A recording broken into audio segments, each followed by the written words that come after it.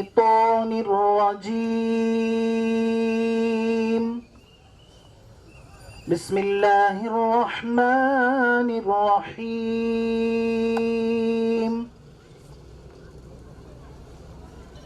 يا أيها الذين آمنوا اتقوا الله وقولوا قولا سديدا يصلح لكم أعمالكم ويغفر لكم ذنوبكم ومن يطع الله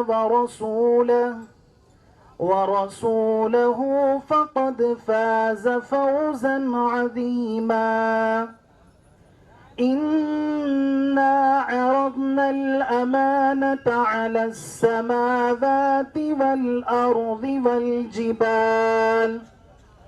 والجبال فأبين أن يحملنها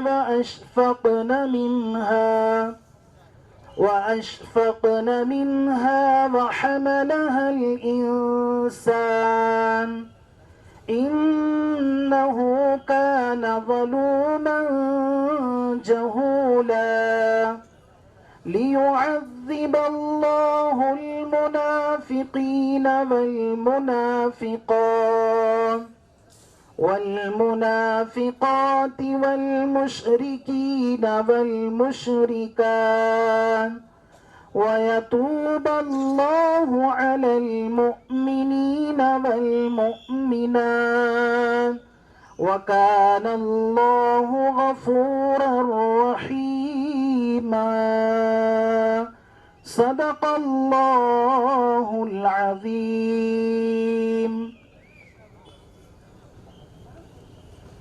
الله أكبر الله أكبر الله أكبر الله أكبر مسجد سے صدا جب آتی ہے کانوں میں رس پہنچاتی ہے اللہ کی طرح بلاتی ہے جنت کی راہ دکھاتی ہے اللہ اکبر اللہ اکبر اللہ اکبر اللہ اکبر مسجد کی قدر تم سمجھو تم مسجد کی طرف تم آؤ تم مسجد کی قدر کو سمجھو تم مسجد کی طرف تو آؤ تم مسجد ہے خدا کا گھر لوگوں دوزخ سے یہی تو بچاتی ہے مسجد سے صدا جب آتی ہے کانوں میں رس پہنچاتی ہے محشر میں خدا جب پوچھے گا نیکی ہے تیری اے بندے کہاں محشر میں خدا جب پوچھے گا نیکی ہے تیری اے بندے کہاں افسوس تجھے پھر ہوگا وہاں مسجد کی قدر اب آتی ہے مسجد سے صدا جب آتی ہے کانوں میں رس پہنچاتی ہے اے بند خدا سے جڑ جا بھی پڑھ لے تو نماز فرض سبھی اے بند خدا سے جڑ جا بھی پڑھ لے تو نماز فرض سبھی جھک جا تو رکوع اور سجدے میں اللہ سے نماز ملاتی ہے، مسجد سے صدا جب آتی ہے، کانوں میں رس پہنچاتی ہے، اللہ کی طرح بلاتی ہے، جنت کی راہ دکھاتی ہے۔ السلام علیکم ورحمۃ اللہ وبرکاتہ۔ یہ مسجد جو نئی تعمیر ہوئی ہے یہ دوسری مرتبہ کی تعمیر ہے۔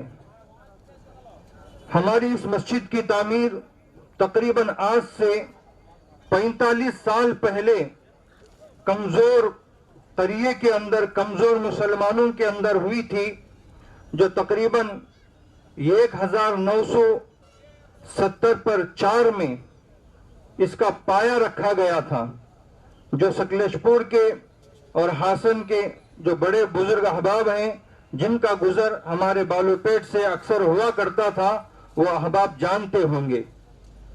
یہ 1970 پر 4 سے پہلے یہاں پر کوئی مسجد نہیں تھی، وہ خالی جگہ تھی، یہاں پر مسلمان آباد تھے، مسجد نہیں تھی۔ رمضان کا موقع آتا، چند لوگ مل کر کسی مکان میں 2 4 احباب نماز پڑھ لیتے۔ رمضان میں کسی کو توفیق مل گئی تو اکیلے 30 دن کے روزے رکھے اور 30 تراویح پڑھ لی دونوں کو لے کر۔ مسلسل کوئی جماعت کی شکل نہیں تھی۔ پھر بعد میں چند لوگوں نے اس زمانے میں 1970 کے دہائی میں آگے پیچھے جو یہاں پر مسلمان آباد تھے، انہوں نے فکر کی کہ ہمارے لیے یہاں پر مسجد ہونا تھا، لیکن جمعہ کا جب موقع ہوتا تو لوگ بالو پیٹ کے یہاں سے تقریباً 7-8 کلومیٹر پر جو ہائی وے پر ایک مسجد ہے گلگڑلے، وہاں پر جمعہ ادا کرنے کے لیے جاتے تھے، حنفی بھی اور شافی بھی۔ میں آپ حضرات کو یہ بتا دوں، ہم لوگوں کو معلوم ہے باہر سے آئے ہوئے علماء اکرام اور خصوصاً حضرت قبلہ دامت برکاتہم سے ہمارے اس بالو پیٹ کی کچھ تاریخی بات یہ کہتا چلوں کہ ہماری یہ جمعہ مسجد کے اندر شافی المسلک اور حنفی المسلک دونوں احبابوں نے نمازوں کو ادا کیے ہیں۔ تقریباً حنفی لوگ شافی امام کے پیچھے تقریباً 25 سے 26 سال ان کی امامت میں ہم نے مقتدی بننے کا شرف حاصل کیا ہے، لیکن کبھی ہم نے ان سے اختلاف نہیں کیا ہے اور نہ وہ ہم سے کسی مسئلے میں اختلاف کیے ہیں۔ الحمدللہ حنفی شافی مل کر دونوں نے یہاں پر بیک وقت ایک ہی مسجد میں ایک ہی امام کے پیچھے ہم نے نمازوں کو ادا کیا ہے، جمعہ اور عیدین کو ادا کیا ہے۔ اعوذ باللہ من الشیطان الرجیم، بسم اللہ الرحمن الرحیم۔ اقرأ باسم ربک الذی خلق، خلق الانسان من علق، اقرأ وربک الاکرم الذی علم بالقلم، علم الانسان ما لم يعلم۔ سبحان ربک رب العزت عما یصفون وسلام علی المرسلین والحمد للہ رب العالمین۔ اللہم صل علی سیدنا محمد وعلى آل سيدنا محمد وبارك وسلم۔ اللهم صل على سيدنا محمد وعلى آل سيدنا محمد وبارك وسلم۔ اللهم صل على سيدنا محمد وعلى آل سيدنا محمد وبارك وسلم۔ اللہ رب العزت نے ایک روایت کے مطابق 18,000 مخلوق پیدا فرمائی۔ 18,000 مخلوق میں صرف پڑھنے لکھنے کا حکم انسان ہی کو دیا، پڑھنے لکھنے کا حکم انسان کو دیا۔ اقرأ باسم ربک الذی خلق، پڑھ اس رب کے نام سے جس نے آپ کو پیدا کیا۔ پیدائشی طور پر جتنے جاندار ہیں، چاہے وہ مرغی کے چوزے ہوں، چاہے بلی ہو، بکری ہو، گائے ہو، بھینس ہو، جتنے بھی زیرو ہیں، سارے کے سارے پیدائشی طور پر اپنے نفع نقصان کو جانتے ہیں۔ یہ یوں کہیے، پیدائشی طور پر انسان کے علاوہ ہر جاندار مخلوق عالم ہے۔ عالم کا مطلب اپنے نفع نقصان کو جاننے والی ہے۔ مثال کے طور پر مرغی کا چوزا جب انڈے سے پیدا ہوتا ہے अंडा मुर्गी अपने सीने के नीचे दबा के रखती है और 18 से 21 दिन के अंदर वो चूज़ा व्हाइट हाउस को तोड़ के बाहर निकलता है, तो पैदा होते के साथ ही दाना चुनता है, पानी पीता है, बिल्ली को देख के भागता है, आग को देख के डरता है, दोस्त को भी जानता है, दुश्मन को भी जानता है, नफ़े को भी जानता है, नुकसान को भी समझता है। हालांकि माँ ने उसके कान में कोई तकरीर नहीं की कि बेटा दुनिया में आना मुबारक हो, हैप्पी बर्थडे जी, और देखो बिल्ली से हमेशा बचना और आग से हमेशा डरना और पानी पीना और दाना खाना और एंजॉय करना, शाबाश जीते रहो। कोई माँ उसके कान में तकरीर नहीं करती, या उसके अब्बू उसके कान में कोई तकरीर नहीं करते। अब्बू क्या, अब्बू तो फरार होते हैं, वैसे ही अब्बू तो लापता होते हैं जी। अल्लाह की शान। तो मुर्गी का चूज़ा इन बेल्ट पैदा होते के साथ ही अल्लाह पाक ने उनकी मेमोरी के अंदर नफ़े नुकसान को रख दिया है और वो पैदाइशी तौर पर आलिम होता है। इसी तरह घोड़े, गधे, भैंस, बकरियां, ये सब के सब बच्चा पैदा होते के साथ ही विद इन मिनट लड़खड़ाते हुए खड़ा होता है और भैंस के दो पैरों के बीच में जो थन लटके हुए होते हैं उनको चूसना शुरू करता है। जानता है कि ग़िज़ा अल्लाह ने यहाँ रखी है, ये अल्लाह का निज़ाम है। लेकिन 18,000 मखलूक में इंसान ही निरा जाहिल है। खुद कुरान पाक में अल्लाह पाक ने फरमाया कि इंसान ज़लूमन जहूला, जाहिल है, नावाकिफ। सब के सब आलिम, सब के सब समझदार, सब के साथ जो है जान बूझ रखने वाले, समझ बूझ रखने वाले, इंसान एकदम जाहिल। चुनांचे इंसान का बच्चा पैदा होता है, मुट्ठी बंद, आंखें चक्काचौंध, न ये पता है मैं कौन से मुल्क में पैदा हुआ हूँ, न ये पता है मैं कौन से स्टेट में हूँ, यहाँ का सीएम और पीएम कौन है, यहाँ के एमपी और एमएलए कौन है, अम्मी का नाम क्या है, अब्बू का क्या है, यहाँ ज़ुबान कौन सी बोली जाती है, कुछ पता नहीं। और जैसे जैसे बड़ा होता है ऐसी जहालत के काम करता है जी। लकड़ी मुंह में, कंकर मुंह में, हर चीज़ मुंह में। कई मरतबा ऐसा भी हुआ कि सांप का बच्चा पकड़ा और पकड़ने के बाद उसको मुंह में रख लिया, उसने काट लिया। ऐसे भी हादसात हुए। यह भी हुआ कि आग का अंगारा पकड़ा और मुंह में रख लिया। और वक्त के नबी जो बने हज़रत सैयदना मूसा अलैहिस्सलाम, बचपन में उनके साथ ये वाक़या हुआ। मालूम हुआ कि बच्चा बच्चा होता है और बच्चा अकल के एतबार से कच्चा होता है। अल्लाह रब्बुल इज़्ज़त ने इंसानों के बच्चों को बिल्कुल जाहिल रखा। लेकिन एक अजीब बात है, इनके अंदर अल्लाह पाक ने तलब पैदा की जो किसी जानवर के अंदर नहीं। तलब, सीखने का जज्बा, मालूमात का जज्बा, जानने का जज्बा, ये इंसानों के अंदर। आपने देखा होगा जब छोटे छोटे बच्चों को अब्बू कहीं सफ़र से आते हैं और कोई छोटी सी कार ला के देते हैं, वो होती है ना पुश बैक, के पीछे को धकेलो वो आगे को चलती है, पीछे को धकेलो आगे को चलती है। अब वो बच्चा उससे खेलता है और थोड़ी देर के बाद खेलने के उसको तोड़ता है। और जब बच्चा खिलौने को तोड़ता है तो माँ बाप उसको तोड़ते हैं, ये क्यों तोड़ा। हालांकि खिलौना अगर बच्चा तोड़ दे तो बच्चे को पिटाई नहीं करनी चाहिए, इसलिए कि बच्चा ये समझना चाह रहा है कि मैंने इसका जाहिर तो देख लिया, इसको पीछे को धकेलते ये आगे को चलता है, अब मैं इसका बातिन देखना चाहता हूँ, इसका मैकेनिज्म क्या है, वो कौन सी ताकत है जो इसको आगे को चलाती है।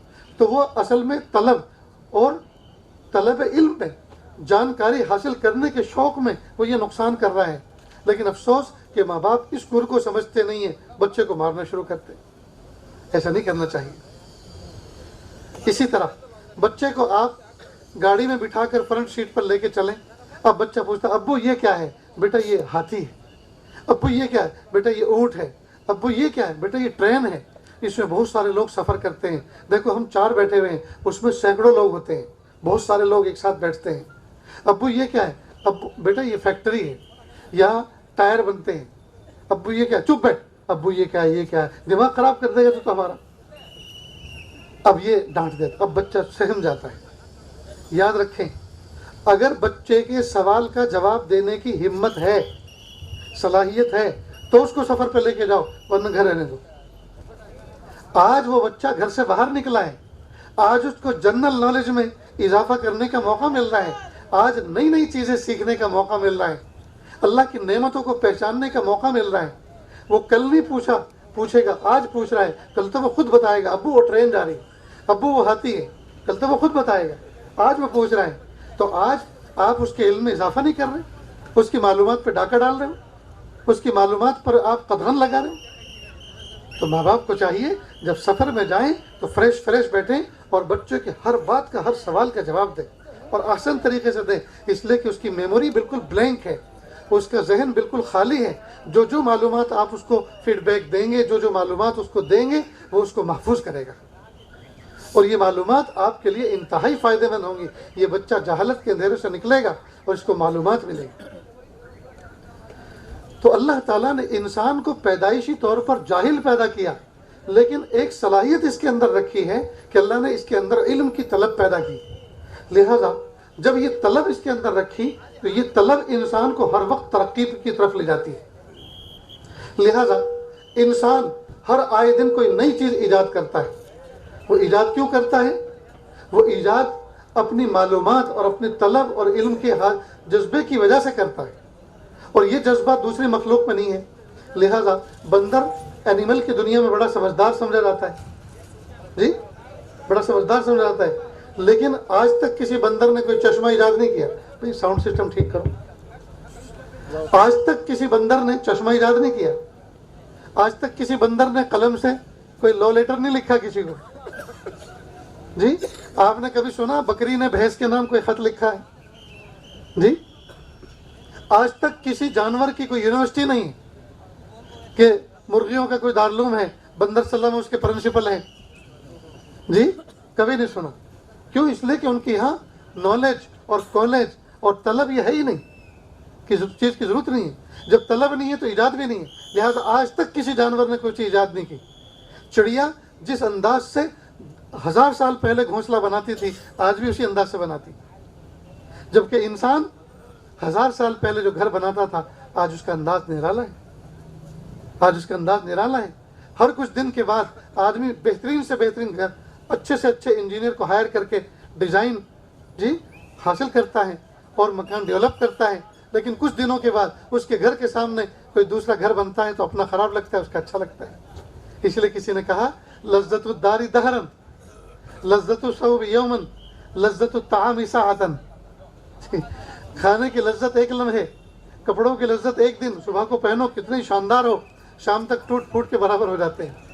اور لذت الدار دہرن، ایک زمانے تک گھر کی لذت، جہاں اس سے شاندار حویلی اور کوٹھی گھر کے سامنے بنی اپنا خراب لگنے لگتا ہے. خیر، تو اللہ رب العزت نے انسان کے اندر ایجاد کا مادہ رکھا، طلب کا مادہ رکھا. ٹھیک. اب یہ جو اللہ پاک نے انسان کے اندر طلب کا مادہ رکھا سیکھنے کا، تو یوں سمجھیے کہ اللہ پاک نے پیدائشی طور پر انسان کو طالب علم بنایا. جانکار، علم کے معنی معلومات، جانکاری حاصل کرنا. جہالت کی ضد ہے علم. اب پیدائشی طور پر یہ معلومات کیسے حاصل کرے؟ اللہ پاک نے اس کے اندر کچھ استاد اس کو دے دیے ہیں، جس کو حواس خمسہ ظاہرہ کہتے ہیں. 5 احساسات جن کے ذریعے سے بندہ معلومات اور علم حاصل کرتا ہے. ان میں سے ایک ہے قوت لامسہ، چھو کر کسی چیز کا علم حاصل کرنا. سخت ہے یا نرم، سرد ہے یا گرم، چھو کے معلوم کیا. ٹھیک، چھو کے معلوم کیا لکڑی ہے، چھو کے معلوم کیا میٹل ہے، چھو کے معلوم کیا ربر ہے. تو ایک ہے قوت لامسہ. اللہ پاک نے انسان کے اندر ایسی صلاحیت عطا فرمائی، پورے جسم کے اندر یہ ٹچ کر کے کسی چیز کی معلومات کو حاصل کرتا ہے. تو ایک علم کا ذریعہ ہے قوت لامسہ، چھونے کی قوت. ایک ہے قوت ذائقہ، چکھ کر کسی چیز کا علم حاصل کرنا، کڑوا ہے یا میٹھا، کھٹا ہے یا پھیکا. اور یہ علم اس لیے دیا تاکہ نفع نقصان سے بچ سکے، نفع نقصان سمجھ سکے. مثلا کڑوا ہے تو تھو تھو کر دے گا، اندر لوں گا تو زہر انسان کو فنا کی گھاٹ اتار دے گا. میٹھا ہے تو چکھے گا. ٹھیک ہے، 2 صلاحیت ہوئی. تیسری صلاحیت قوت شامہ، سونگھ کر چیزوں کے نفع نقصان کو پہچاننا. چیز کو सूंघ कर नफ़े नुकसान को पहचानना। लिहाजा सूंघ कर आदमी नफ़े नुकसान को पहचानता है। मसलन घर के अंदर इंटर हुआ, सूंघा, गैस लीकेज हो रहा है, खबरदार स्विच बोर्ड को कोई ऑन मत करना, वरना स्पार्क होकर फौरन धमाके से घर उड़ सकता है। लिहाजा ये जो सिलेंडर के अंदर गैस होता है, इसके अंदर बदबू नहीं होती, बदबू ऐड की जाती है, ताकि अगर लीकेज हो तो बैड स्मेल से लोग फौरन अलर्ट हो जाए। अब सुनकर आदमी महसूस करता है, तो तीन चीजें हुई, कुव्वत लामिसा, कुव्वत जायका, कुव्वत शामा। एक है कुव्वत बासिरा, देखकर आदमी नफे नुकसान का अंदाजा लगाता है। दूर से हो धुआं उठ रहा है, इसका मतलब आग है, धुआं उठ रहा है इसका मतलब आग है। तो अब होशियार होता है कि आग आ रही है, तो उसके लिए मैं क्या इंतजाम कर सकता हूँ, उसको बुझाने का क्या फिक्र कर सकता हूँ। बिनाई के जरिए देखकर आदमी अंदाजा करता है। कितनी चीजें हुई? 4। और 5वीं सलाहियत है कुव्वत सामिया, सुनकर चीज़ों का अंदाज़ा लगा। ये जो सीटी बजा रहे हैं, इनको कोई ज़रा कहे अल्हम्दुलिल्लाह मजमा बैठा हुआ है और ज़रा ये शौक़ अपना ख़त्म करें। बहुत ज़्यादा ये आप यहाँ से नहीं, कोई किनारे पे बैठा हो वो मोहब्बत से कहे कि बस अब धीरे से आप भी सुनो, ये बात आपके भी नफ़े की है। तो 5वीं सलाहियत है कुव्वत सामिया, सुनकर आदमी नफ़े नुकसान का अंदाज़ा लगाता है। मसलन धमाका हुआ, आवाज़ हुआ, हाँ यार ऐसा लगता है कि बम फटा है, कोई हादसा हुआ है। कहा कि नहीं बम नहीं फटा, ये तो टायर फटा है, कोई भ्रष्ट हुआ है, पंचर हुआ है। अच्छा ठीक। तो देखिए आदमी अंदाजे लगाता है नफ़े नुकसान का सुनकर। तो अल्लाह रब्बुल इज़्ज़त ने ये 5 इंसानों के अंदर आज़ा दिए हैं, औरतों को भी, मर्दों को भी, छोटों को भी, बड़ों को भी, बूढ़ों को भी और जवानों को भी। बात समझ में गई? इतनी बात समझ में आ गई? लेकिन ये सारे के सारे जो इल्म के हासिल करने और मालूमात हासिल करने के वेपन, हथियार और अज्जा हैं, ये सारे के सारे नाकिस हैं, कमज़ोर हैं। मसलन पैरालाइज हो जाए तो कुव्वत लामिसा जवाब दे जाती है। पैरालाइज हो गए, पैर में सुई चुभ हो तो पता ना चले। शुगर में तलवों का असर ख़त्म हो जाता है, कई मरतबा तपती हुई ज़मीन पर खड़ा हो जाता है, पैर जल जाता है, उसे पता भी नहीं होता। मालूम हुआ ये हिस्स जो है ये भी कमज़ोर है। कई मरतबा नज़ला हो जाता है तो खुशबू बदबू नहीं आती। कोरोना की एक पहचान ये भी थी जिसको कोरोना हुआ कि वो कुव्वत शामा उसकी मफकूद हो जाती है, ख़त्म हो जाती है। इसी तरह आदमी जैसे एजड होता है तो आंखों में भी नंबर, कानों में भी नंबर, कान से भी सुनाई नहीं देता, आँख से भी दिखाई नहीं देता जी। तो ये अलीलुल इल्म हो जाता है, यानी इसका इल्म के आलात जो है वो बीमार हो जाते हैं। बात सुन आ गई? एक इल्म का जरिया जो है वही है। वही इंसान अपने आज़ाए बदन से जो मालूमात और इल्म हासिल करता है, कई मरतबा इसकी मालूमात अधूरी और नाकिस होती हैं, कई मरतबा गलत होती हैं। इसलिए कि जब आदमी के जिस्म के अंदर पॉइजन असर कर जाता है, बिलखुसूस सुना है जब सांप काटता है तो इंसान का मिजाज फासिद हो जाता है, उसको मीठी चीज़ें कड़वी लगती है और कड़वी चीज़ें मीठी लगती हैं।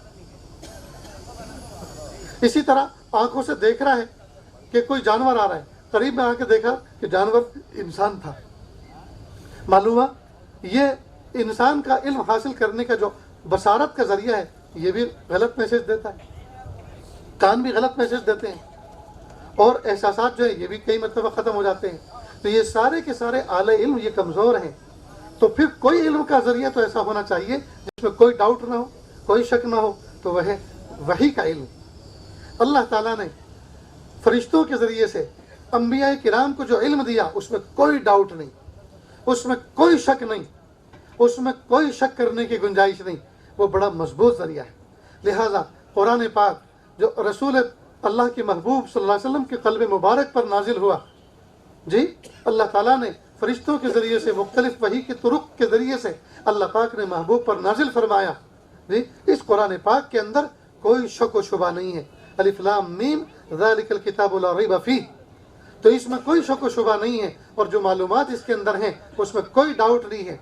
सारी दुनिया तजुर्बे कर कर के जहाँ पहुँच रही है, 1400 साल पहले महबूब सल्लल्लाहु अलैहि वसल्लम पर जो कुरान पाक नाजिल हुआ, अल्लाह रब्बुल इज़्ज़त ने उस पर वाज़ेह फरमा दिया।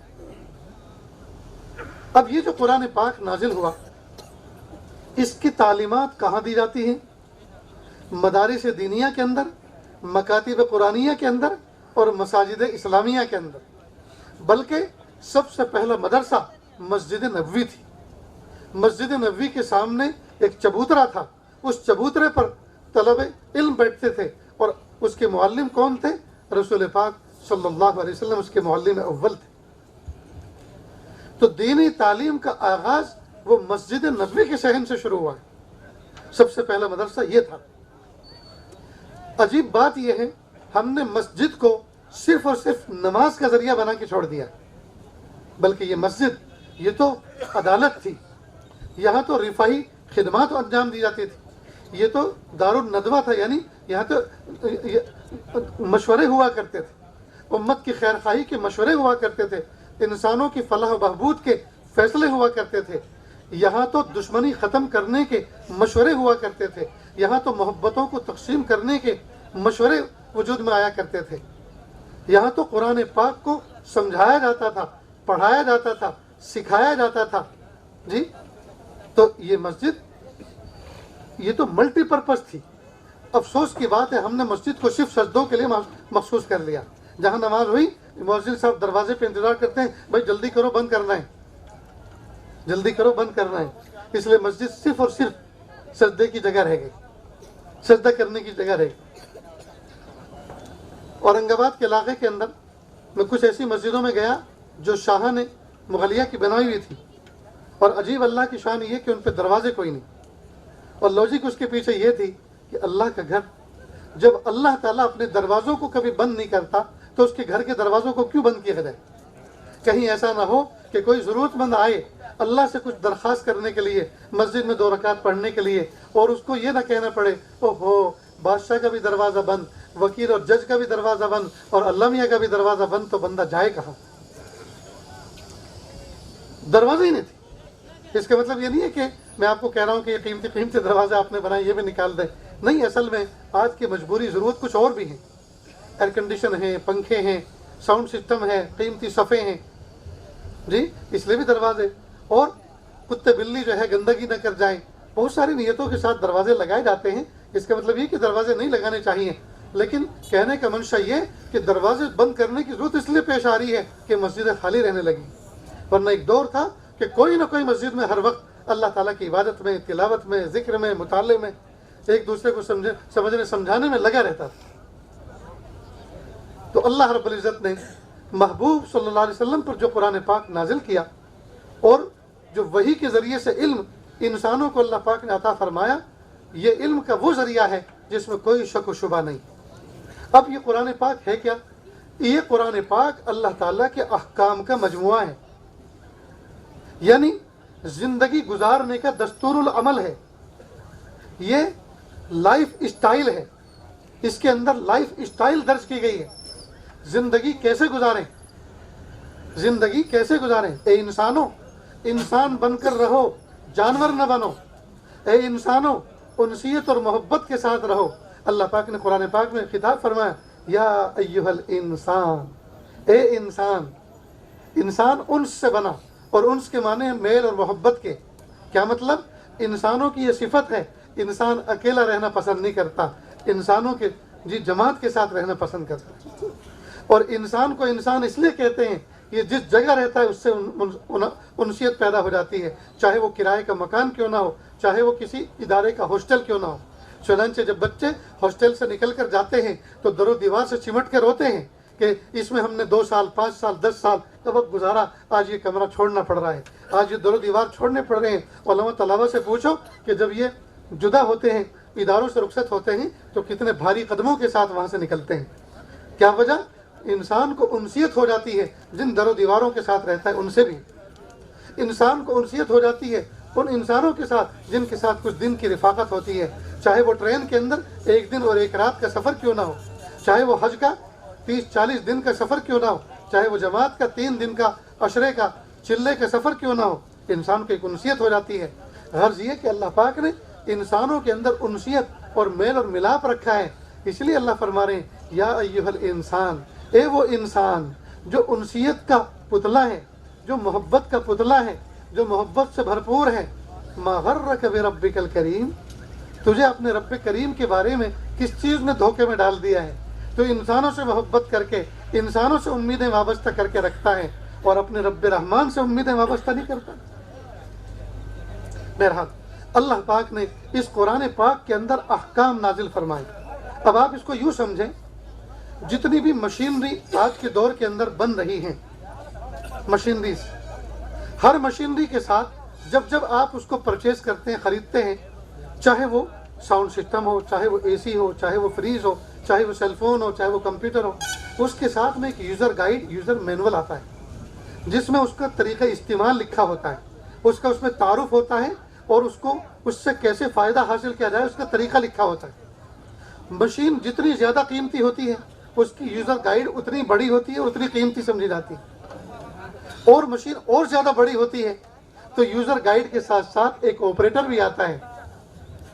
فیکٹری کے اندر، شیڈ کے اندر مشین کو انسٹال کرنے کے لیے ایک آپریٹر بھی آتا ہے، اور وہ اپنے ساتھ میں کمپنی میں کام کرنے والے ورکروں کو، ٹیم کو کھڑا کرتا ہے کہ دیکھو مجھے، اب دیکھو میں کس طرح سے اس کو انسٹال کر رہا ہوں، اس کو سمجھ لو اور آپریٹنگ سسٹم سمجھ لو، اس لیے کہ میں تو ہر وقت نہیں رہوں گا، آپ کو اس کو آپریٹ کرنا ہے، سمجھ لو۔ تو آپ لوگ اس چیز سے واقف ہیں کہ نہیں؟ ایسا ہوتا ہے کہ نہیں؟ اب یہ سمجھیے، اس کائنات کے اندر سب سے قیمتی اگر کوئی مشینری ہے تو وہ حضرت انسان ہے۔ یہ مشینری سیلف یوز کیسے کرے؟ ہر مشین اپنے آپ کو، یہ روبوٹ اپنے آپ کو کیسے یوز کرے؟ اللہ رب العزت نے اس کے لیے ایک یوزر گائیڈ اور یوزر مینول دیا، اس کا نام ہے کتاب اللہ۔ اور چونکہ مشینری بہت قیمتی ہے، یوزر گائیڈ بھی بہت قیمتی ہے، اللہ پاک نے ایک آپریٹر بھی بھیجا جس کا نام ہے رسول اللہ صلی اللہ علیہ وسلم۔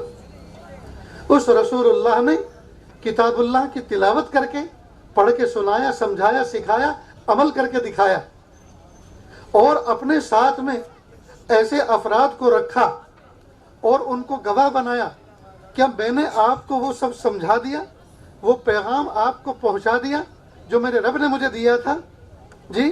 تو سب نے کہا کہ جی ہاں، کیوں نہیں، آپ نے پیغام پہنچا دیا۔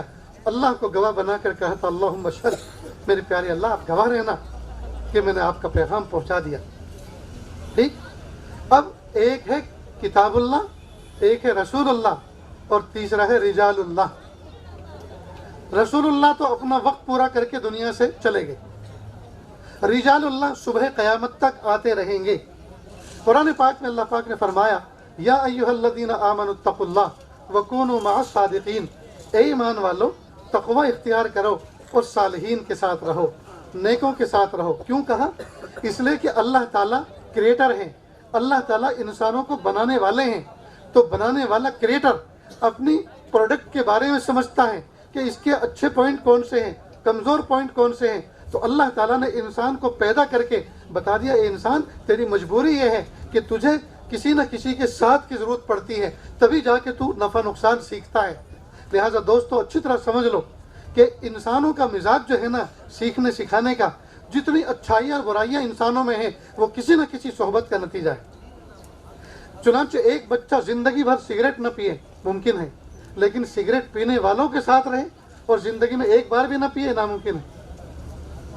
ایک بچہ زندگی بھر گالی نہ دے یہ ممکن ہے، لیکن گالی دینے والے بچوں کے ساتھ کھیلے اور ایک بار بھی گالی نہ دے یہ ناممکن ہے۔ صحبت کا اثر ہوتا ہے، صحبت کا اثر ہوتا ہے۔ اور تو اور جاندار تو جاندار، بے جانوں کی بھی صحبت کا اثر ہوتا ہے۔ کیسے؟ آپ نے دیکھا ہوگا جو ریڈیو ریپیئر کرتے ہیں، اب تو ریڈیو ہی ختم ہو گئی، ریڈیو جانتے ہیں؟ تھوڑا تھوڑا جانتے ہیں۔ آپ کے بچوں کو بھی ایک ریڈیو سنبھال کے رکھنا، ذرا دکھانا ان کو بھی۔ پہلے زمانے میں قدامت بہت زمانے کے بعد یعنی چیز قدیم ہوتی تھی، اب تو اتنی جلدی تیزی کے ساتھ قدیم ہوتی ہے، نئی چیز اتنی جلدی آتی ہے، پرانی چیز اتنی جلدی اینٹیک ہوتی ہے کہ پوچھو مت۔ پہلے ٹیلیکس، پہلے تار آیا، پھر ٹیلیکس آیا، بہت سے لوگوں ٹیلیکس تو جانتے بھی نہیں، پھر فیکس آیا، فیکس بہت سارے جانتے، اسی کے درمیان ایک پیجر بھی آیا، اس کو بھی بہت سی نہیں جانتے جی، لینڈ لائن آئی، اور پھر موبائل آیا۔ JCB کی ایجاد نے دنیا میں دھوم مچا دی، جو روڈ، جو برج اور جو ندی نالے سال میں خود کے تیار ہوتے تھے، JCB کیا عجیب و غریب مشین ہے اللہ پاک نے انسان کو سجائی ہے، مہینوں اور سالوں کی جو کھدائی کے کام ہفتوں اور دنوں میں کر دیتی JCB۔ کنسٹرکشن کے کام میں کتنی تیزی، پل بنانا کتنا مشکل کام تھا، آج سب سے آسان کام پل بنانا ہے۔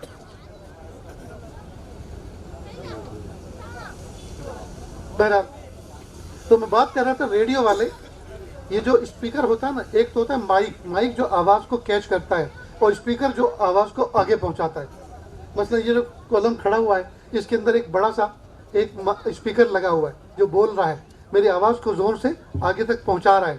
اس کے پیچھے ایک میگنیٹ ہوتا ہے، میگنیٹ یعنی جس کو مقناطیس کہتے ہیں، جس کو لوہی چمبک کہتے ہیں۔ تو اس کا کام یہ ہے کہ وہ لوہے کو کیچ کر لیتا ہے، اس کی صفت یہ ہے وہ لوہے کو کیچ کرتا ہے۔ تو ریڈیو ریپیئر کرنے والے ایک پرانا سا مائک اپنی ٹیبل پہ رکھتے ہیں، اور اس کے ساتھ میں لوہے کے اسکرو ڈرائیور اس کے ساتھ چپکا کے رکھتے ہیں۔ اور مقصد کیا ہوتا ہے، جب ریڈیو میں کوئی اسکرو کھولتے ہیں اور وہ نیچے گر جاتا ہے جہاں انگلی نہیں پہنچ سکتی، تو وہ اس کو اسکرو ڈرائیور کو لٹکاتے ہیں اور وہ اس کو چوم لیتا ہے، چوم کے اس کو باہر نکال دیتا ہے۔ حالانکہ اسکرو بھی لوہے کا اور اسکرو ڈرائیور بھی لوہے کا، تو پھر لوہے نے لوہے کو کیسے چوم لیا؟ لوہا تو لوہے کو نہیں چومتا، مقناطیس لوہے کو چومتا ہے۔ اصل میں وہ مقناطیس کی صحبت میں رہا، اس کی صحبت میں اس میں اثر آ گیا، تو بے جان چیز بے جان کی صحبت میں رہی اور اثر قبول کر لیا۔ تو جاندار تڑپتا ہوا دل والا دھڑکتے ہوئے دل کے ساتھ رہے تو کیوں اس کا صحبت کا اثر نہیں کر سکتا؟ معلوم ہوا کسی جلتے ہوئے دل کے پاس اپنا دل رکھ دو، یہ آگ لگتی نہیں لگائی جاتی۔ تو صحبت کا اثر، تو اللہ پاک نے فرمایا یا ایھا الذین آمنوا اتقوا اللہ، اے ایمان والو تقوی اختیار کرو، اللہ کی ناراضگی سے ڈرو۔ اور یہ تقوی تمہیں کیسے حاصل ہوگا، اس کا آسان طریقہ بتائیں، کونوا مع الصادقین، سچوں کے ساتھ رہو، نیک لوگوں کی صحبت میں رہو۔ ان کی صحبت میں رہنے سے، ان کی باتیں سننے سے تم اندر ہی اندر موٹیویٹ ہو جاؤ، ان کی باتیں سن سن کے تم عمل پر کھڑے ہو جاؤ گے۔ اب اگر کوئی یوں کہے کہ اللہ نے کہا تو ہے صالحین کے ساتھ رہو، صالحین ہیں کہاں؟ نہ حسن بصری رہے، نہ شاہ عبد القادر جیلانی رہے، نہ راضی و غزالی رہے، جی نہ حضرت نظام الدین اولیاء رہے، نہ خواجہ معین الدین چشتی اجمیری رحمۃ اللہ علیہ رہے، یہ صالحین تو چلے گئے۔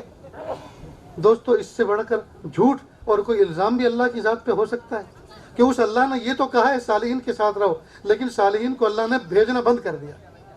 جب تک یہ آیت قرآن پاک میں رہے گی، صالحین کا وجود دنیا میں رہے گا صبح قیامت تک۔ بس تلاش اور جستجو کے ذریعے سے ہمیں ان تک پہنچنا ہے، انہیں تلاش کرنا ہے، اور ملیں گے آپ۔ ہر دور میں ہوتے ہیں، ہر دور میں صلحاء ہوتے ہیں، اور اپنے زمانے میں رہنے والے انسانوں کو وہ اللہ کی طرف جوڑتے ہیں، اللہ کی طرف لے کے چلتے ہیں۔ بہرحال تو قرآن پاک یہ علم کا مجموعہ، اللہ تعالیٰ کے احکام کا مجموعہ، اللہ تعالیٰ نے جو کام بندوں کو کرنے کے لیے کہے ہیں ان کی ڈیٹیل، اور جن کاموں سے اللہ پاک نے منع کیا، خبردار کیا، جی اللہ تعالیٰ نے باز رکھا، ان کو وارننگ کے طور پر، جی ان کو واضح طور پر اللہ پاک نے کھول کھول کے بیان کیا کہ میرے بندو یہ کام کرو، اس میں تمہاری بھلائی ہے، یہ کام مت کرو، اس میں تمہارا نقصان ہے۔ دیکھو ساؤنڈ سسٹم والا اگر اپنے کسی شاگرد کو تیار کرے تو ضروری یہ ہے کہ وہ شاگرد ساؤنڈ ماسٹر کی بات کو مان کر چلے، تبھی وہ سیکھ پائے گا۔ اب وہ کہے گا کہ دیکھو ماسٹر صاحب آپ میرے ماسٹر ضرور ہیں، لیکن میں آپ کی بات ساری کی ساری مانوں گا نہیں، کروں گا تو اپنی مرضی کی، تو کبھی نہیں سیکھ سکتا۔ گاڑی چلانے والا، سیکھنے والا اسٹوڈنٹ، وہ کسی لرننگ اسکول میں جائے اور لائسنس بھی اپلائی کر لے اور سیکھنا بھی شروع کرے۔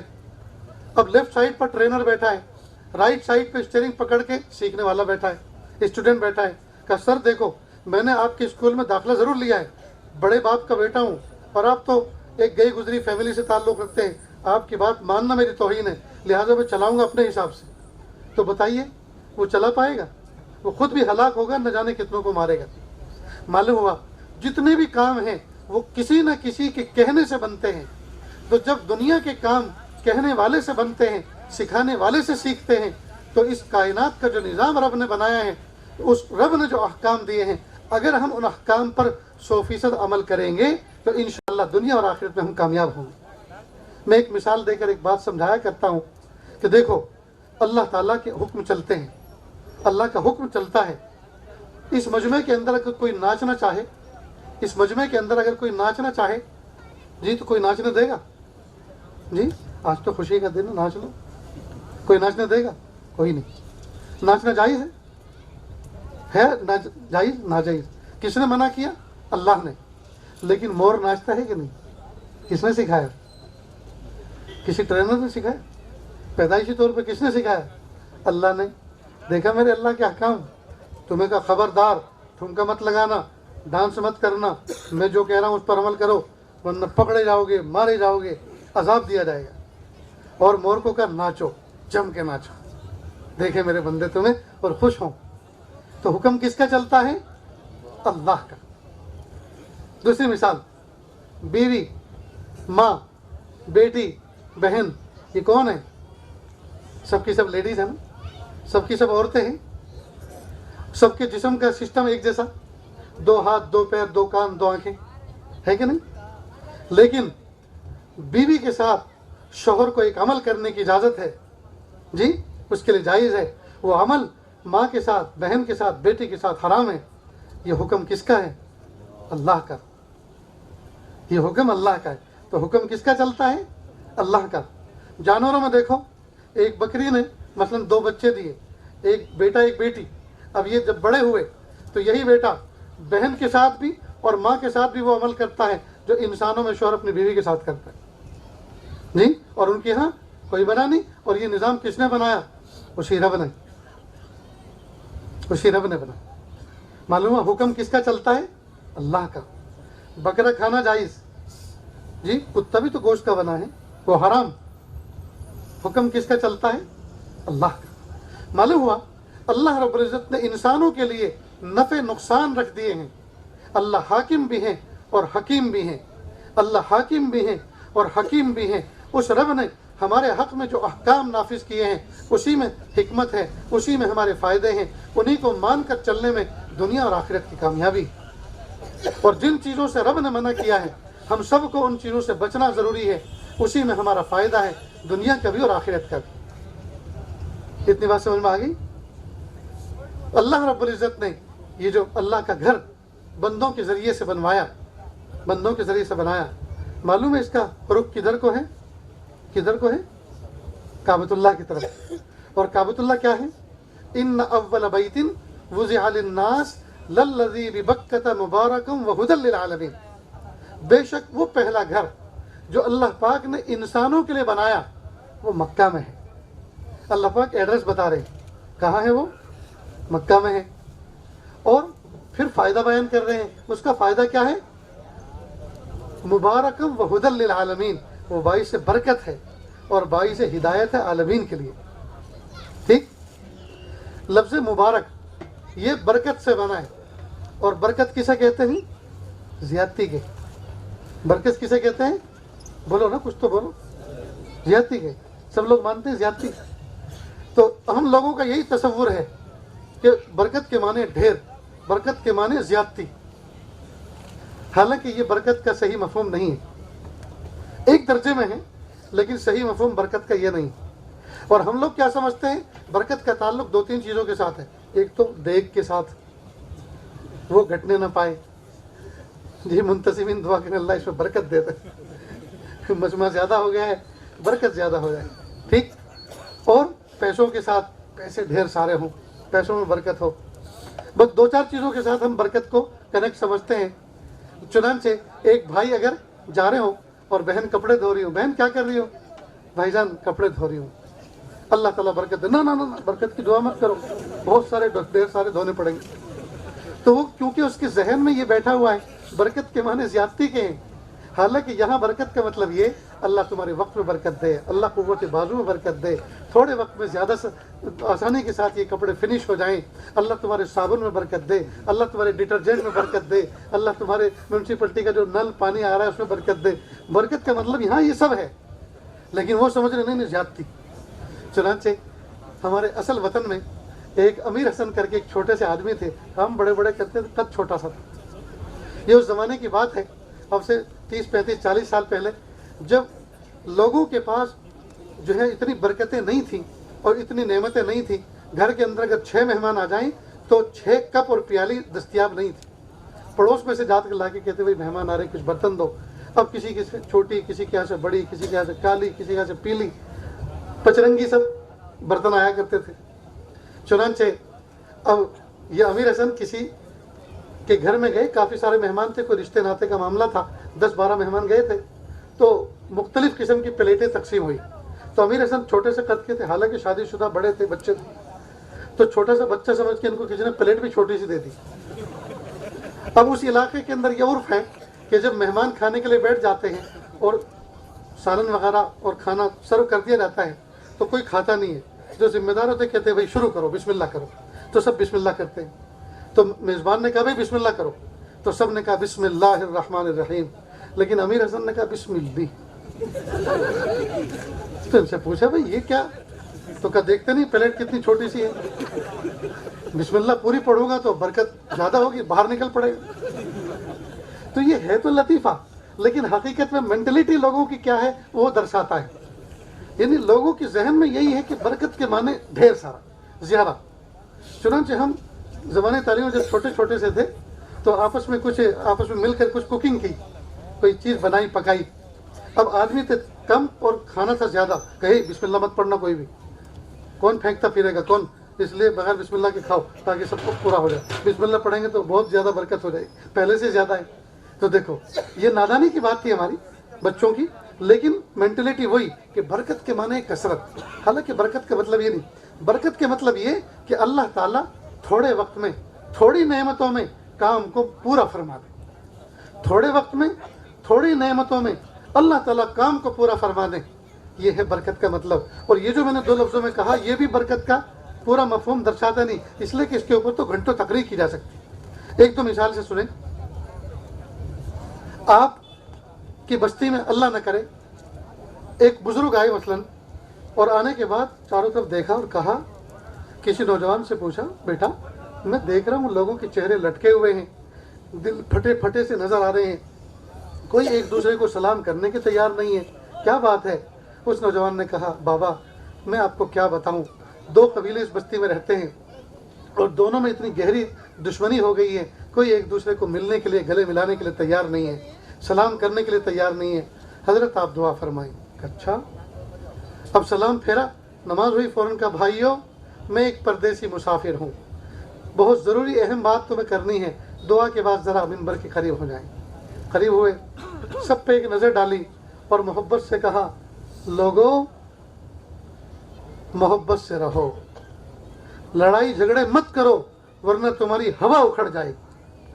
اللہ سے ڈرو جس اللہ نے تمہیں ایک جان سے پیدا کیا، حضرت آدم علیہ السلام اور ماں حوا سے پیدا کیا، تم کو انسان بنایا، اللہ کی دھرتی پہ رہتے ہوئے اللہ کے بندے بن کر، آدم کی اولاد بن کر رہو، جانور مت بنو، ظالم مت بنو. اب جو انہوں نے درد کے ساتھ بات کہی، سارے کے سارے گرم گرم آنسوؤں کے ساتھ ٹپ ٹپ رونے لگے، آنسو بہنے لگے. سب لوگوں نے گلے ملے، مصافحہ کیا، معانقہ کیا، سب غم غلط ہو گئے. اب یہ کیا بات ہوئی؟ بڑے بڑے M P M L A سمجھانے آئے لیکن سمجھ نہ سکے، اور ایک بزرگ نے سیدھے سادھے انداز میں کچھ بات کی، سمجھ گئے یہ ہے برکت فی الکلام. یہ ان کے کلام میں برکت تھی جس کی وجہ سے کام بن گیا جو بن نہیں پا رہا. تو برکت کا تعلق تو کلام کے ساتھ بھی ہوتا ہے، برکت کا تعلق وقت کے ساتھ بھی ہوتا ہے. پہلے زمانے میں 60 70 سال کی عمر پانے والوں نے وہ کام کر دیے جو بہت سے لوگوں نے 100 سال کی عمر میں نہیں کیے. یعنی پہلے زمانے میں لوگ دیوے بتی کی روشنی میں اتنی ساری کتابیں لکھ کر گئے ہیں کہ پنکھے کی ہوا میں اور ٹیوب لائٹ کی روشنی میں ان کو پڑھنا مشکل ہو رہا ہے. یہ کیا تھا؟ برکت فی الوقت، ان کے وقت میں برکت تھی. برکت فی الحیات، ان کی زندگیوں میں برکت تھی. برکت فی العمل، ان کے کاموں میں برکت تھی. تو برکت کا تعلق تو اللہ تعالیٰ نے فرمایا سب سے پہلا گھر جو مکہ میں بنایا ہے وہ باعث برکت ہے. تو برکت سمجھ گئے نا، وہ گھر باعث برکت ہے. اور کیا فرمایا؟ وہ ہدی للعالمین، اور باعث ہدایت عالمین کے لیے. اب ہدایت بھی ایک ورڈ کے ساتھ اس کا ترجمہ نہیں کیا جا سکتا ایک جملے میں. ہدایت یعنی اللہ تعالیٰ کی طرف سے صحیح رہنمائی، وقت کے اوپر موقع کی سوجھ بوجھ حاصل ہونا، اس کو کہتے ہیں ہدایت کا ملنا. یا یوں کہیے جس موقع پر جو عمل اللہ تعالیٰ کو پسند ہے اس موقع پر اس عمل کی توفیق کا مل جانا گویا اس موقع کی ہدایت کا مل جانا. سمجھ گئے دوستو؟ تو سب سے پہلا گھر جو اللہ پاک نے مکہ میں بنایا وہ باعث برکت ہے اور ہدایت ہے عالمین کے لیے. اب ہر بندہ مکہ جا نہیں سکتا، ویزا ہے، ایزا ہے، تکلیفیں ہیں، مسافت ہے، دوری ہے، ہر بندہ پہنچ نہیں سکتا. تو اللہ رب العزت نے ان مساجد کو بناتے کعبہ بنا کر اللہ پاک نے ہمیں عطا فرما دیا. اور ان تمام کی تمام مساجد کا رخ اسی فریکوینسی میں کعبۃ اللہ کی طرف. پہلے زمانے میں ریڈیو سنتے تھے اور کئی مرتبہ اچانک غائب ہو جاتی تھی، نیٹ ورک غائب ہو جاتا تھا تو اس کو یوں پکڑ کے گھماتے تھے، کئی مرتبہ خود بھی گھومتے تھے جی، اور ایک دم سے اس میں ریسیپشن آتا تھا تو کہتے ہاں بس یہی رکھو. اور خاص طور سے جب چاند کی خبر ہو، چاند کی خبر سننی ہو پھر تو بہت اچھی طرح فریکوینسی ملنی چاہیے. ٹھیک ہے، تو جدھر کو ریڈیو گھماتے تھے گیا اس سمت سے وہ فریکوینسی بہہ رہی تھی اور وہ اس کو کیچ کر رہا تھا. اسی طرح ہدایت اور برکت کی فریکوینسی اللہ رب العزت نے مساجد کی طرف کو موو کیا. اور مساجد میں وہ فریکوینسی آتی کب ہے؟ جب ان کا رخ کعبۃ اللہ کی طرف ہوتا ہے. لہذا جس مسجد کا رخ کعبے کی طرف نہیں ہوگا، رائٹ لیفٹ ہوگا اور دوسری سمت میں ہوگا، تو اس مسجد میں نمازیں جائز نہیں ہوں گی جی، اس مسجد میں برکتیں نہیں ملیں گی. کیوں؟ اس لیے کہ اس کی فریکوینسی کعبۃ اللہ سے میچ ہی نہیں کی. اللہ اکبر. تو یوں سمجھیے کعبۃ اللہ بگ پاور ہاؤس، برکتوں کا اور رحمتوں کا، ہدایتوں کا بگ پاور ہاؤس. اور وہاں سے اللہ تعالیٰ وائرلیس فریکوینسی کے ذریعے سے مسجدوں تک اس کو پہنچا رہے ہیں، ان برکتوں کو، ہدایتوں کو مسجدوں تک پہنچا رہے ہیں. اب جو بندہ اس مسجد میں پہنچے گا اللہ رب العزت وہ ہدایت اور برکتیں اس کے بقدر اس کو عطا فرمائیں گے. تو مسجدوں سے جب باہر نکلتے ہیں نمازیں پڑھ کر، ذرا باہر کھڑے ہو کر دیکھو مسجد سے نکلنے والوں پر کیسی روحانیت اور نورانیت اور کیسا ایک خاص قسم کی کیفیت طاری ہوتی ہے. حالانکہ یہی بندے جب باہر کام کرتے ہیں وہ ایسے سونے سجیلے نہیں لگتے، جب مسجد سے باہر نکل کر آتے ہیں ایسا لگتا ہے جیسے یہ روحانیت کا بات لے کر، غسل لے کر، شاور لے کر باہر نکل رہے. میرے بھائیوں، مسجدوں کو آباد کرو، مسجدوں کو آباد کرو اور مسجدوں کے اندر وہ اعمال زندہ کرو جو اللہ کے محبوب صلی اللہ علیہ وسلم نے اپنے زمانے میں زندہ کیے تھے. اس میں تعلیم کے حلقے لگاؤ، اس میں مسئلے مسائل کے حلقے لگاؤ، اس میں فضائل کے حلقے لگاؤ، اس میں مسائل کے حلقے لگاؤ. امت کے لیے اور انسانیت کے لیے کامیابی کے مشورے کرو. انسانوں کو راحت کیسے پہنچے جی، برادران وطن کو ہم اپنی محبتیں کیسے پہنچا سکتے ہیں، اپنا تعاون، اپنی ہیلپ ان تک کیسے پہنچا سکتے ہیں جی. یہ بہت اچھا کیا کہ آپ نے اپنے دوسرے مذہب کے جو بھائی ہیں ان کو بھی جمع کیا، ان کو دکھایا مسجد ہوتی کیا ہے، مسجد میں کرتے کیا ہیں. ایسا بھی موقع ہونا چاہیے جمعہ کے دن عام کسی نماز کے اندر آپ ان کو بلائیں، کرسیاں ڈال دیں اور دیکھیں کہ ہم پرے کس طرح کرتے ہیں، پرے سے پہلے وضو کیسے کرتے ہیں اور وضو کی ڈیفینیشن کیا ہے، وضو کا مطلب کیا ہے، اور اس کے بعد ہم جب نماز پڑھتے ہیں تو ایک ایک چیز کا حکم کیا ہے، اس کا مقصد کیا ہے، اور نماز کس طرح سائلنٹ موڈ میں کرتے ہیں. میں کہا کرتا ہوں اپنے برادران وطن سے کہ دیکھو ہم اذان مسجد سے دیتے ہیں، مائک سے دیتے ہیں. اذان بھکتی نہیں ہے، اذان عبادت نہیں، اذان جو ہے عبادت کا اعلان ہے. ضمن اس کا اللہ تعالیٰ اجر بھی دیتے ہیں الگ ہے، لیکن وہ عبادت کا اعلان ہے. لہذا عبادت تو ہوتی ہے عبادت کے طریقے سے. اس کا اعلان ہے کہ آ جاؤ کامیابی کی طرف، آ جاؤ اس ایک رب کی طرف جس نے تمہیں پیدا کیا ہے. دنیا کے کام کاج میں اپنے آپ کو تھکا دیا، آؤ اس رب کو یاد کرو، اسی سے مانگو، وہی تمہاری تھکن دور کرے گا اور وہی تمہیں آسانی سے رزق دے گا. چنانچہ عبادت، ریاضت، جس کو ہندی میں سنسکرت میں ڈنڈوت کہتے ہیں، ڈنڈوت. تو ڈنڈوت، عبادت، ریاضت، مجاہدہ کسے کہتے ہیں؟ جو انسان کی روح پر اور جسم پر بوجھ پڑے اس کو عبادت کہتے ہیں. اب اگر ساؤنڈ سسٹم پر کوئی عبادت کی کوئی کیسٹ لگا دی جائے تو بتائیے آتما پر، روح پر اور جسم پر تو مجاہدہ نہیں پڑ رہا نا، اس پہ تو مجاہدہ نہیں پڑ رہا، تو پھر عبادت کہاں ہوئی؟ اور جب یہ نہیں تھا تب کس سے عبادت کرتے تھے؟ میں بہت محبت کے ساتھ اپنے برادران وطن سے کہتا ہوں، جب ساؤنڈ سسٹم نہیں تھا، جب جو ہے کس طرح سے بھکتی کرتے تھے، عبادت کیسے کرتے تھے؟ تالیاں بجاتے تھے، منہ سے کچھ بولتے تھے، اس سے جسم بھی تھکتا تھا اور آتما پر اور روح پر بھی اثر پڑتا تھا اور عقیدوں کے مطابق آدھیاتمک شکتی بڑھتی تھی، روحانی قوت بڑھتی تھی اپنے اپنے عقیدوں کے مطابق. تو یہ تھی عبادت، یہ تھی بھکتی. اور اب سارا کا سارا کام، بھائی ڈھول بجانے کا کام بھی الیکٹرک اس کو دے دیا، موٹر کو جی، اور آرتی کرنے کا نام بھی مائک کو دے دیا. تو پھر ہم کس لیے پیدا ہوئے؟ ہم کس لیے پیدا ہوئے؟ ہم نے تو کچھ بھی نہ کیا. جس مالک نے ہمیں پیدا کیا اس مالک کو ہم نے پھر کیا دیا؟ اس کے لیے ہم نے کیا کیا؟ میں ایک جنرلی بات کر رہا ہوں، اپنے برادران وطن کو بھی بڑی محبت سے مخاطب کر رہا ہوں، کیونکہ باتیں تو پہنچتی ہیں نا. یہ سب ریکارڈ ہوتا ہے، بیٹھے ہوئے ہوتے ہیں، سننے والے ہوتے ہیں، بہت سے محبت میں، بہت سے آزمانے میں کہ دیکھیں یہ ہمارے خلاف کہہ رہے ہیں، موافق کہہ رہے ہیں. نہیں، یہاں سب موافق ہی موافق ہیں. یہاں پریم ہی پریم ہے، یہاں محبت ہی محبت ہے. ہم عداوت اور دشمنی تو جانتے ہی نہیں ہیں کسے کہتے ہیں. میرا پیغام محبت ہے جہاں تک پہنچے. تو عبادت اس کو کہتے ہیں جس سے انسان کی روح پر مجاہدہ پڑتا ہے. اس لیے عبادت نماز کے اندر ایک مسئلہ سمجھ لے فقہ کا. جب کوئی آدمی بیک پین کا شکار ہو اور کھڑے ہو کر عبادت ادا نہ کر سکتا، کرسی پہ بیٹھ کے کرتا ہو، تو اب وہ رکوع اور سجدہ کس حالت میں کرے؟ تو اس کا طریقہ یہ بتایا ہے علماء نے کہ جب آپ نے نیت باندھ لی، اب آپ کو رکوع کرنا ہے، تو آپ نے اتنا رکوع کیا، آپ کو کوئی تکلیف نہیں ہوئی. آپ تھوڑا سا آگے بڑھے، چاول کے برابر آپ کو تکلیف ہوئی، وہاں تک جائیں تاکہ عادت میں اور عبادت میں فرق ہو جائے.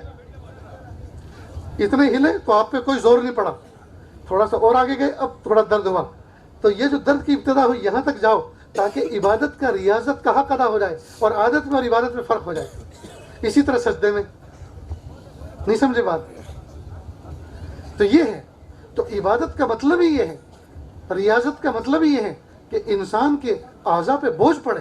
لہٰذا فرشتوں کی عبادت انسانوں سے افضل نہیں ہے، انسانوں کی عبادت فرشتوں سے افضل ہے. اور وجہ اس کی ہے ان کے یہاں مجاہدہ نہیں ہے، ان کے یہاں تکلیف نہیں ہے. وہ جو کام کرتے ہیں اندھا دھند کرتے ہیں، ان کے یہاں کوئی تھکن نہیں، کوئی دکھن نہیں. جبکہ انسان جو کرتا ہے یہ دکھتا بھی ہے، تھکتا بھی ہے، اس کے آنسو بھی نکل آتے ہیں، اس کا نفس، اس سے بھی اس کو لڑنا پڑتا ہے، نفس منع کرتا ہے جی، اس کو کچلنا پڑتا ہے. حالات و تقاضے ایسے ہیں وہ اجازت نہیں دیتے.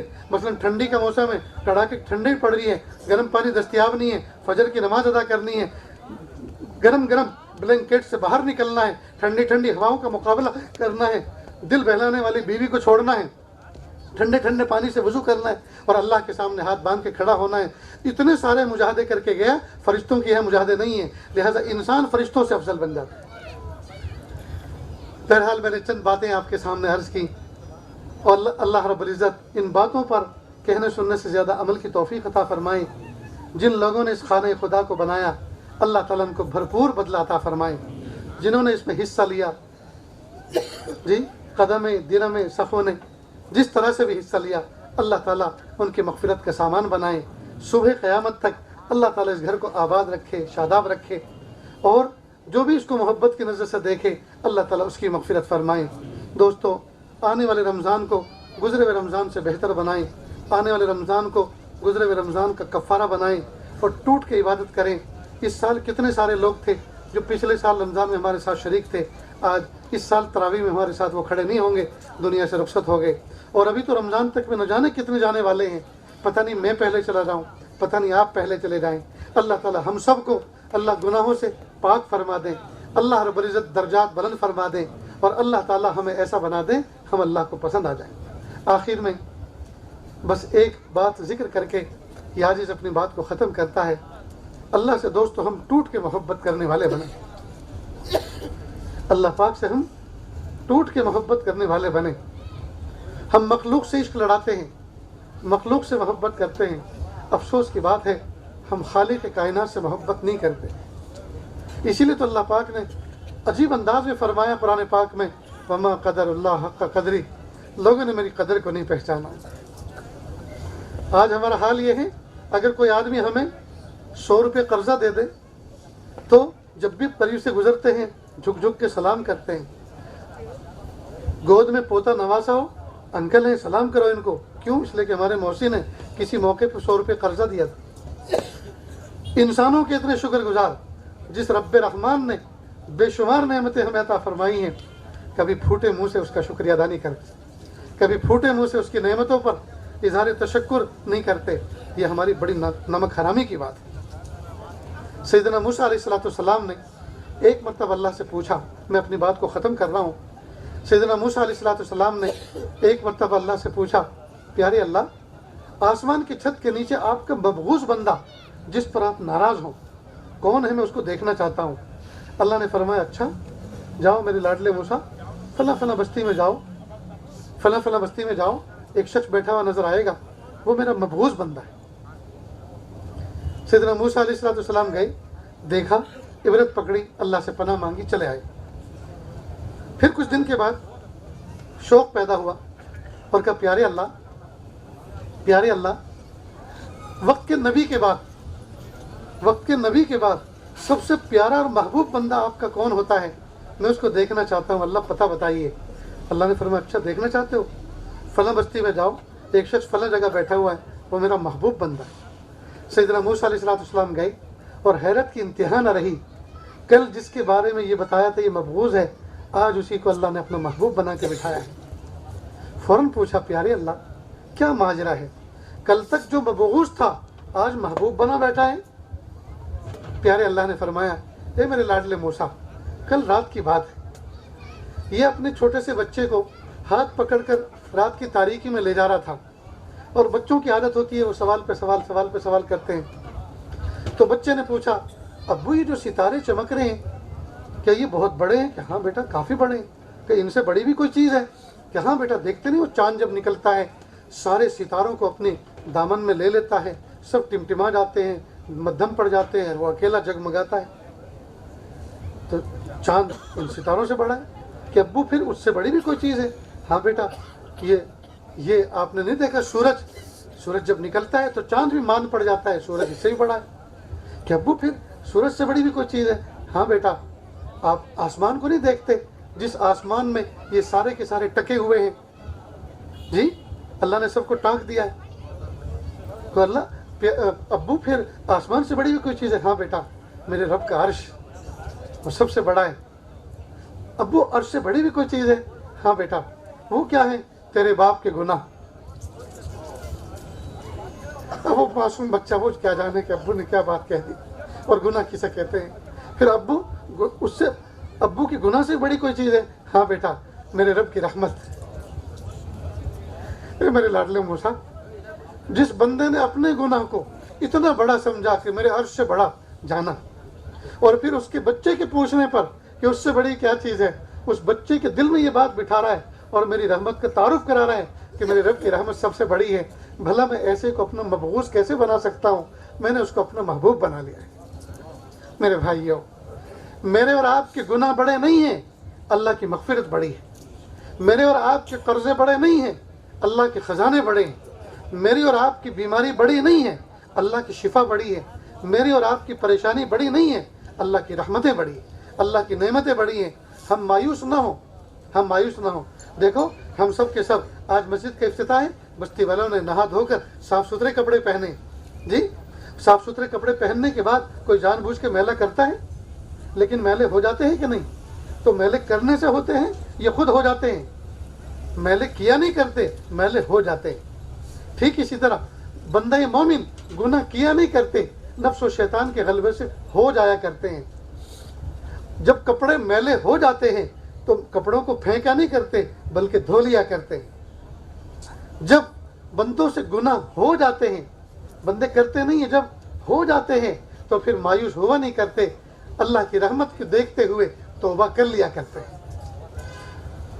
جب کپڑے دھوتے دھوتے ہم نہیں تھکے تو ہم توبہ کرتے کرتے کیوں تھک گئے؟ اور جب اللہ قبول کرتے کرتے نہیں تھکے تو ہم مانگتے مانگتے کیوں تھک گئے؟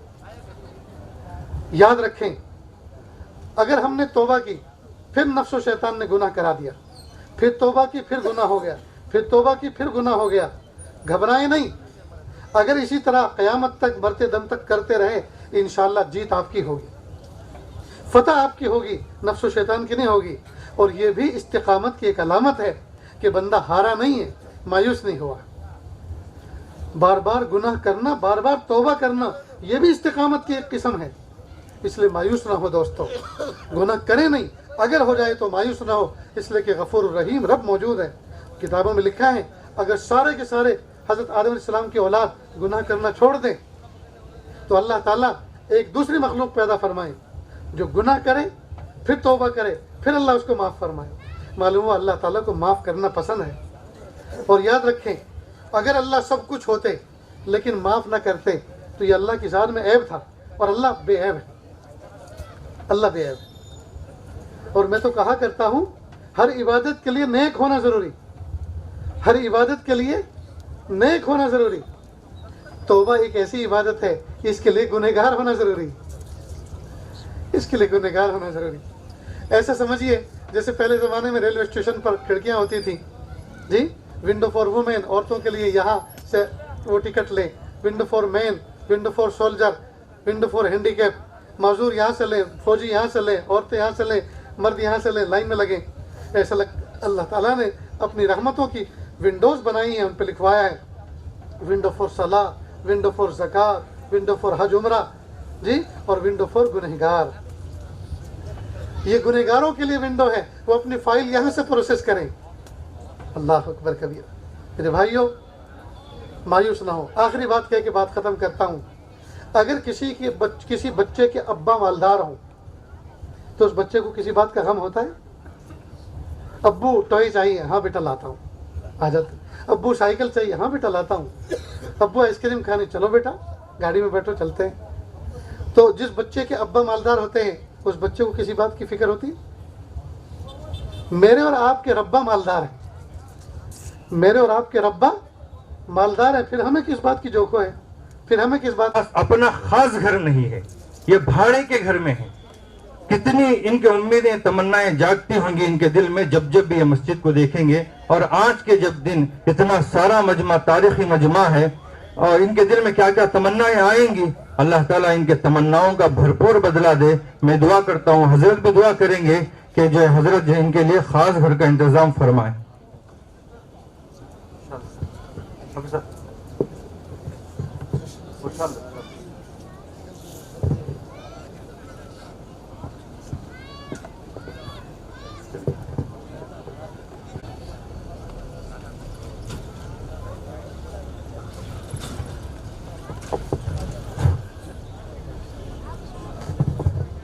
حضرت کے ہاتھوں سے ان کے لیے ایک شال پوشی ہے, گویا کہ ایک دعاؤں کا گلدستہ ہے ان کے لیے کہ اللہ تعالیٰ ان کے لیے اپنا خاص گھر نصیب فرمائے اور ان کے اعلی اولاد میں بھی ایسا ہی جذبہ نصیب فرمائے.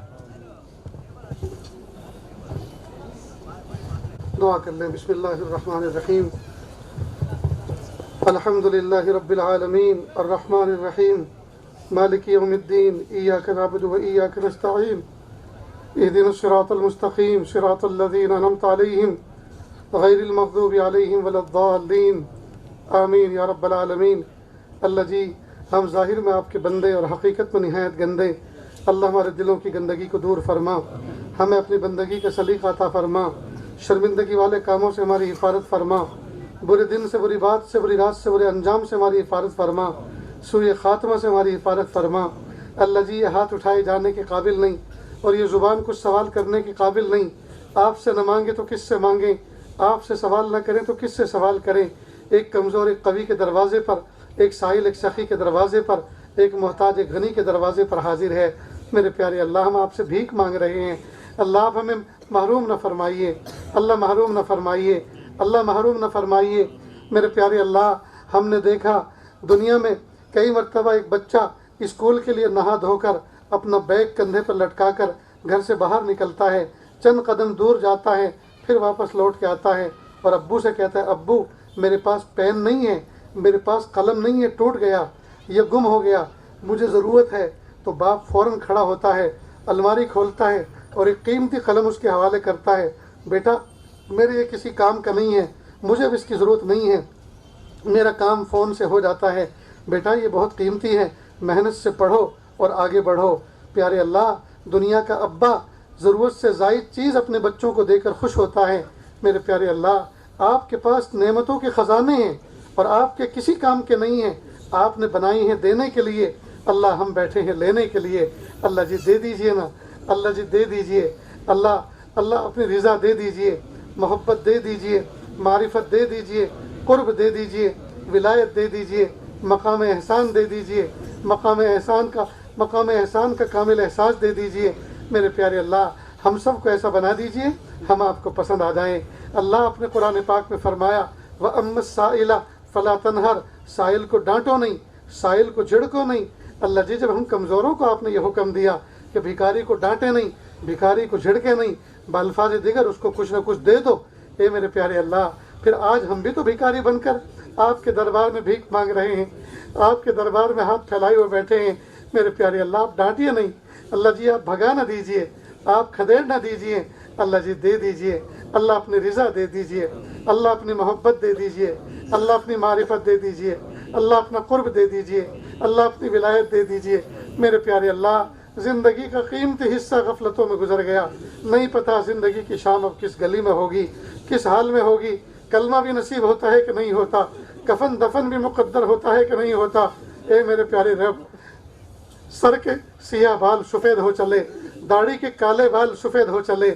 اے رب جس طرح سے آپ نے سر کے کالے بالوں کو سفید کر دیا، داڑھی کے کالے بالوں کو سفیدی سے بدل دیا، اللہ دل کی سیاہی کو بھی سفیدی سے بدل دیجئے، دل کی سیاہی کو بھی سفیدی سے بدل دیجئے، اللہ دل کی سیاہی کو بھی سفیدی سے بدل دیجئے۔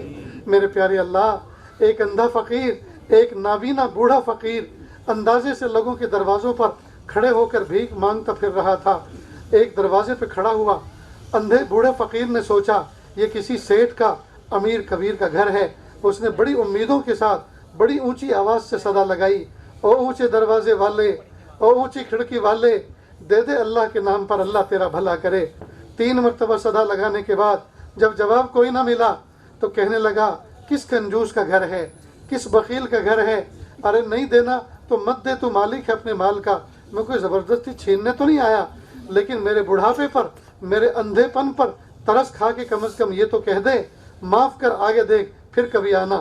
یہ جب الفاظ اس نے کہے، قریب میں ایک نوجوان بچہ یہ باتیں سن رہا تھا، یہ منظر دیکھ رہا تھا، وہ قریب آیا اور کہا بڑے میاں آپ اندھے ہو، آپ بوڑھے ہو، آپ کو یہ پتہ نہیں چلتا کس کا گھر ہے، یہ آپ نے کیا کہہ دیا کہ کس بخیل کا گھر ہے، کس کنجوس کا گھر ہے؟ یہ کسی انسان کا نہیں، یہ تو رب رحمان کا گھر ہے، یہ تو جامع مسجد کا دروازہ ہے، اور تم نے اللہ کی شان میں ایسی گستاخی کے کلمات کہہ دیے۔ بس یہ سننا تھا۔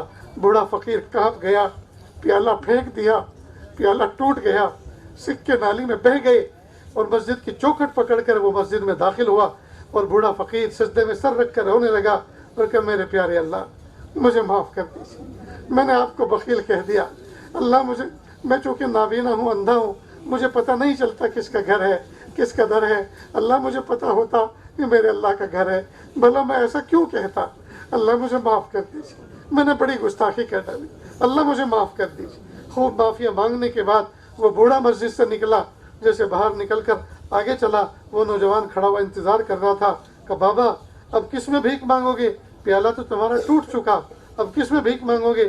تو بوڑھے فقیر نے عجیب بات کہی، کہا اے نوجوان اس دروازے پر بھیک مانگنے کے بعد اب یہ عہد کر کے آیا ہوں مخلوق کے دروازے پہ کبھی بھیک نہیں مانگوں گا۔ میرے پیارے اللہ، یہ پورا مجمع ہاتھوں کا پیالہ بنا کر آپ کے در کے سامنے بیٹھ کر آپ سے بھیک مانگ رہا ہے۔ میرے پیارے اللہ اس پیالے کو مخلوق کے سامنے پھیلنے سے بچا لیجیے، مخلوق کے سامنے پھیلنے سے بچا لیجیے، مخلوق کے سامنے پھیلنے سے بچا لیجیے۔ یا اللہ ہمیشہ اپنا بھیکاری بنا کے رکھیے، اپنے در کا بھیکاری بنا کے رکھیے، یا اللہ اپنا بنا کے رکھیے، یا اللہ طاعت کی عزت عطا فرما، یا اللہ معصیت کی ذلت سے حفاظت فرما۔ یا اللہ میرے پیارے اللہ ہم سب کے سب نہا دھو کر صاف ستھرے کپڑے پہن کر آئے ہیں، یا اللہ نہاتے ہوئے صابن کے ذریعے سے مل مل کر جسم کے میل تو ہم نے دور کر دیا، اللہ دل کے میل کو کیسے دور کریں؟ اللہ اس کو آپ دور کر دیجئے، اپنے فضل سے دور کر دیجئے۔ میرے پیارے اللہ ہمیں اپنا بنا لیجئے، یا اللہ آپ کے سامنے جھکنے کے بعد مخلوق کے سامنے جھکنے سے بچا لیجئے، آپ کو بڑا کہنے کے بعد مخلوق کو بڑا سمجھنے سے بچا لیجئے، آپ کا کلمہ پڑھنے کے بعد کفر کا کلمہ پڑھنے سے بچا لیجئے۔ میرے پیارے رب رحمتوں کا معاملہ فرما، عافیت کا معاملہ فرما، یا اللہ اس بستی میں محبتیں عطا فرما، یا اللہ اس بستی میں رہنے والے جتنے بھی افراد ہیں، جتنے انسان ہیں، چاہے وہ کسی بھی مذہب کے ماننے والے ہوں، یا اللہ خون تو سب کا ایک ہی ہے، یا اللہ اولاد تو سب ایک ہی باپ کی ہے۔ اے میرے پیارے اللہ، اے میرے پیارے اللہ، ہم اپنے بھائیوں کے لیے آپ سے ہدایت اور ایمان مانگتے ہیں، یا اللہ ان کو ہدایت عطا فرما، ایمان عطا فرما، حق عطا فرما، حق کو سمجھائیے، حق کو دکھائیے، حق کو ماننے کی توفیق عطا فرمائیے اللہ، باطل سے سمجھائیے، باطل دکھائیے، باطل کو چھوڑنے کی یا اللہ توفیق عطا فرمائیے میرے پیارے اللہ۔ اللہم ارنا الحق حقا وارزقنا اتباعہ وارنا الباطل باطلا وارزقنا اجتنابہ۔ میرے پیارے اللہ اس دعا کا مصداق بنا دیجئے میرے پیارے اللہ۔ اس محفل میں نہ جانے کتنے دکھیارے، نہ جانے کتنے غم کے مارے بیٹھے ہوئے ہیں میرے پیارے اللہ۔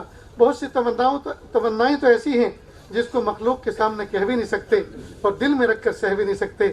اللہ سب کی دلی آرزوؤں کو پورا فرما، دلی تمناؤں کو پورا فرما میرے پیارے اللہ۔ بہت سے ایسے افراد بیٹھے ہوئے ہیں یا اللہ جن کے دلوں میں کچھ آرزویں ہیں میرے پیارے اللہ، مخلوق کے سامنے نہیں ذکر کر سکتے، آپ تو جانتے ہیں ان کی تمنائیں کیا کیا ہیں۔ اللہ عافیت سے پوری فرما، عافیت سے پوری فرما۔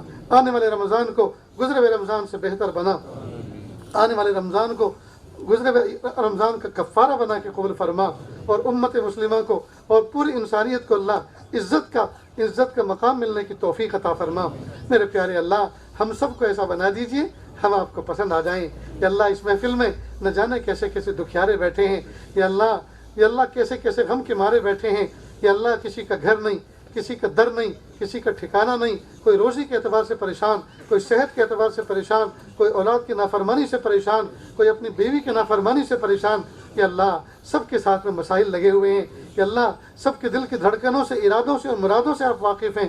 سب کے دلی آرزوؤں کو پورا فرما، بے گھر بے در بے سہارا لوگوں کو سکون و سہارا عطا فرما میرے پیارے اللہ۔ ہم سب کو ایسا بنا دیجئے ہم آپ کو پسند آ جائیں یا اللہ۔ اس رمضان کو یا اللہ پچھلے رمضان سے بہتر بنا دیجئے یا اللہ۔ اس رمضان کو کھلے دھلے انداز سے یا اللہ اس میں عبادت کرنے کی توفیق عطا فرما، کھلے دھلے انداز سے یا اللہ اجتماعی تراویح کو قائم کرنے کی توفیق عطا فرما یا اللہ۔ 2 سال ہو گئے یا اللہ، دبے دبے چھپے چھپے آپ کی عبادتیں کر رہے ہیں یا اللہ۔ پھیکی پھیکی عبادت ہو رہی ہے اے میرے پیارے اللہ۔ عبادت کی جو شان ہے وہ شان کے ساتھ عبادت کو انجام دینے کی توفیق عطا فرما یا اللہ۔ پوری دنیا سے وبا کو ختم فرما، بیماریوں کو ختم فرما یا اللہ۔ انسانوں کو کیا ہو گیا یا اللہ، رشیا والوں کو کیا ہو گیا، یوکرین والوں کو کیا ہو گیا یا اللہ۔ دنیا 2 دھڑوں میں بٹ گئی یا اللہ۔ ایک ماں باپ کی اولاد کو کیا ہو گیا، کیوں ایک دوسرے کا گلا کاٹنے کے در پر ہیں، کیوں ایک دوسرے کا گھر برباد کرنے کے در پہ ہیں، کیوں ایک دوسرے کو نیچا دکھانے کے در پہ ہیں یا اللہ۔ انسانوں کو انسانیت کا سبق سکھا دیجیے اللہ، انسانوں کو انسانیت کا سبق سکھا دیجیے کہ اللہ۔ انسانوں کو دشمنی سے کیا ملتا ہے کہ اللہ، محبتوں کا پیغام سکھا دیجیے کہ اللہ۔ ایک دوسرے کا گھر اجاڑ کے کیا ملتا ہے، ایک دوسرے کا گلا دبا کے کیا ملتا ہے یا اللہ۔ انسانوں کو انسانیت کا پیغام سکھا دیجیے یا اللہ، انسانوں کو محبت سکھا دیجیے یا اللہ۔ پھول جیسے نوجوان بچے یا اللہ آپ سے معافی مانگ رہے ہیں، اللہ معاف کر دیجئے۔ سفید سفید داڑھی والے جن کی یا اللہ اٹھے ہوئے ہاتھوں کو خالی لوٹاتے ہوئے آپ کو شرم آتی ہے، آپ سے بھیک مانگ رہے ہیں یا اللہ، ان کی بھیک کو قبول کر لیجئے اللہ۔ جو مانگ رہے ہیں اس کو قبول فرما لیجئے اللہ۔ اولاد کے دکھوں سے بچا لیجئے اللہ، اولاد کی نافرمانی سے بچا لیجئے اللہ۔ ہم سب کو ایسا بنا دیجئے ہم آپ کو پسند آ جائیں اللہ۔ جو مانگا عطا فرما، جو مانگنے سے لگے وہ بھی عطا فرما اللہ جی۔ مانگنا نہیں آتا، بن مانگے عطا فرما، مانگنے کا ڈھنگ اور سلیقہ عطا فرما۔ وصلی اللہ تعالی علی خیر خلقہ محمد و آلہ و اصحابہ اجمعین برحمتک یا ارحم الراحمین۔ انشاءاللہ ابھی تھوڑی دیر میں اذان ہوگی، اذان